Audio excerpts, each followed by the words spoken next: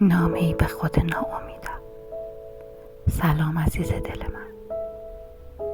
میدونم الان یه جوری خسته‌ای که حتی دلت نمیخواد نفس بکشی.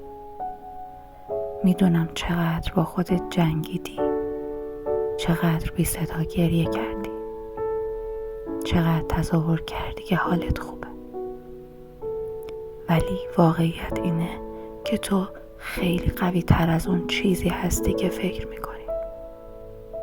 اگه بدونی آینده چقدر قشنگه، اگه بدونی چقدر لحظه هایی هستن که از خوشی اشکت در میاد، اگه بدونی یه روزی برمیگردی به همین روزا و میگی خدایا شکرت که تنهام نذاشتی، حتی وقتی فکر میکردم نیستی.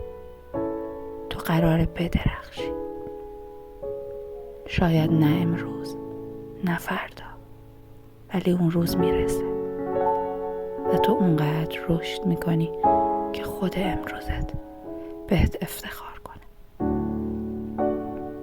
پس خواهش میکنم یک کم دیگه طاقت بیار، نفس بکش، حتی اگه با گریه است. دعا کن، حتی اگه با تردیده، چون خدا هنوز با توه و من خود آیندت دارم از اینجا بهت لبخند میزنم و میگم تو از پسش برمیاد.